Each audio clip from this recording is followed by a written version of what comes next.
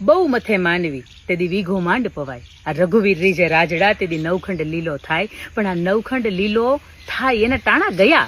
તું ટાણે આવી ને તો અમે બાપ તારા ઓવારણા લઈ, તારા પોખણા કરીએ, તારા ઓખણા કરીએ, તારા આવવાના અમે વધામણા કરીએ. પણ આ માવઠા રૂપી તું આમ દિવાળી આવી ગયો, અમે તારા શું વધામણા કરીએ? અને અમારું આંગણું તો કોકે ઝાલક મારીને પલાળી દીધું હોય ને તો તને ઈશ્વરને ફરિયાદ કરવા માટે અમે આવીએ. પણ અમારા આંગણાની અંદર તે નદીઓ વહાવી દીધી. બાપ તને ફરિયાદ શું કરવી? આ જગતનો તાત, આ ખેડૂત, એને કેટલાય માથે હજી કરજ બાકી છે, કેટલી લોનું ચૂકવવાની બાકી છે, એને કેટલી દીકરીઓના પ્રસંગ ઉકેલવાના બાકી છે, કેટલાય દીકરાને ભણાવવાના બાકી છે, કેટલાય મા બાપના ખાટલા આંગણે પડ્યા છે, અને કેટલાય હજી બેન દીકરીના મામેરા કરવાના બાકી છે. અને એની અંદર એને મનની અંદર એમ હતું કે 2, 5, 25, 50,000 કે લાખ 5 લાખની આ મોલાત થાહે. પણ એ મોલાત ને તે ધમરોળી નાખી છે. આ ઈશ્વર તને શું ફરિયાદ કરવી? આ ફરિયાદ જેવું તે કાંઈ બાકી નથી રાખ્યું. અને ખેડૂતની વ્યથા નથી કહ્યા જેવી કે નથી સહ્યા જેવી. પણ આપ સરકારને પણ વિનંતી છે કે ખેડૂતોની આ મોલાદ જેની ઉપર પાણી ફરી ગયું છે ને એની ઉપર બાપ કંઈક થોડાક વરહજો.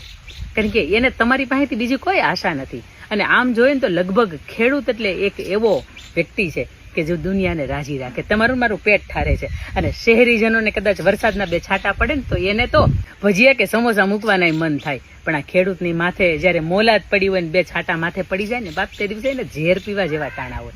એને માંડ કંઈક 25-50 વીઘાની કંઈક મોલાદ પાકવાની હોય. એને કેટલાય સપના જોવે. આ સપનાની ઉપર બધું પાણી ફેરવી દીધું. અને તેથી છતાંય ખેડૂતનો આ જગતનો તાત કદાચ એવું કહેતો હશે કે વિપત પડે ને વલખીએ, વલખે ને વિપત જાય, વિપતે ઉદ્ધમ કીજીએ, ઉદ્ધમ મહેનત ને થાય. એલા ભલા માણા હું ઉદ્ધમ કરવાની, હું પાછા ફેરવવાના? ક્યાંથી અમે કડબું ભેગી કરીએ? ક્યાંથી અમે આખાય વરહના જે ઢોર ઢાખરને ખવડાવવાના ખડ છે ને ક્યાંથી ભેગા કરીએ?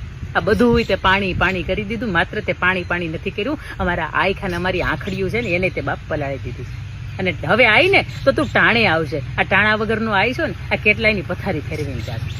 અને બાપ સરકારને પણ 2 હાથ જોડીને વિનંતી, આ ધારાસભ્યોને આસપાસ તમારા જે વિસ્તારોની અંદર જે આ પણ ઘટનાઓમાંથી જે ખેડૂતો પસાર થઈ રહ્યા છે ને એના બાપ ઘરે ઘરે જઈને જાજો, એને સાંત્વના આપજો. એને તમારા ખભાની અંદર સાંત્વનાની જરૂર છે. એ ફરીથી પાછો એ દાણો વાવવા માટે તૈયાર થઈ જાય. અને એ દાણો વાવતો તો ત્યારે એને ક્યાં ખબર હતી કે હાથમાં આવેલો મોઢાની અંદર આવેલો કોળિયો છે ને દૂર થઈને વયો જાય. આપણે બધાએ પ્રાર્થના કરીએ કે ખેડૂતોના આમની અંદર ફરીથી હોશ ભરે, ફરીથી એ અન્નના દાણા ઉગાડે ને તમારે મારે આંગણે આવે. પણ ઈશ્વરને કહી એટલું કે હવે તું કોપાઈમાન નહીં થતો. હવે તું વરસાદને મોકલને તો ટાણે મોકલજે. આ નવખંડ લીલો કરવા માટે કમોસમી વરસાદ અમારે નથી જોતો. બાપ જય હિન્દ, જય ભારત.